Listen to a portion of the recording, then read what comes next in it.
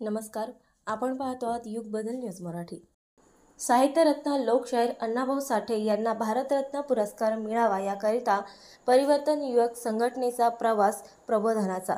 साहित्यरत्न लोकशाहीर अण्णाभाऊ साठे यांना भारतरत्न पुरस्कार मिळण्यासाठी गेल्या अनेक वर्षापासून परिवर्तन युवक संघटना महाराष्ट्र राज्याचे संस्थापक अध्यक्ष डॉक्टर रामकृष्ण डोंगरे यांचा प्रवास प्रबोधनाच्या माध्यमातून साहित्यरत्न लोकशाहीर अण्णाभाऊ साठे यांना मरणोत्तर भारतरत्न पुरस्कार मिळावा याकरिता केंद्र शासनाकडे व राज्य शासनाकडे सातत्याने पाठपुरावा करीत आहेत।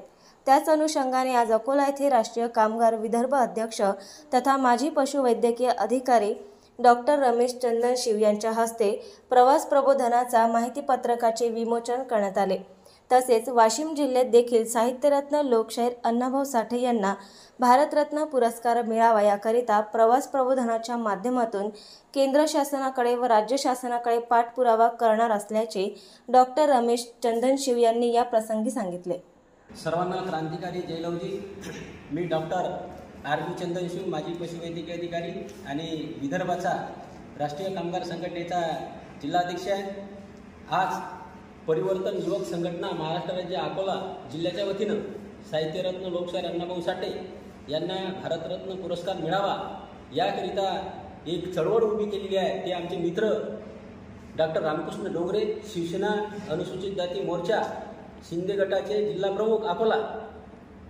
आज ही चळवळ डॉक्टर साहेबांनी अकोल्यातून प्रभावीपणे सुरू केलेली आहे। या चळवळीला आपल्याला ही लोक चळवळ करायची आहे। त्यासाठी आपण अकोल्यातूनच नव्हे तर पूर्ण महाराष्ट्रातून ही चळवळ उभी राहिली पाहिजे। यासाठी सर्वप्रथम मी डॉक्टर साहेबांचं अभिनंदन करतो आणि डॉक्टर साहेबाला सपोर्ट करतो की मी वाशिम जिल्ह्यापासून मी सुद्धा तुमच्या सोबत आहे आणि आपण दोघा मिळून हे पूर्ण महाराष्ट्रभर आपण हे लोक चळवळ उभी करू, जेणेकरून समाज आपल्या पाठीमागे उभा राहील आणि लोकशाहीर अण्णाभाऊ साठे यांना जो साहित्याचा पुरस्कार आहे भारतरत्न पुरस्कार, हा भारतरत्न पुरस्कार जोपर्यंत मिळणार नाही तोपर्यंत ही चळवळ आपण प्रभावीपणे राबवू आणि समाजाच्या शेवटच्या घटकापर्यंत घरोघरी जाऊन या चळवळीचा प्रचार आणि प्रसार करू। धन्यवाद।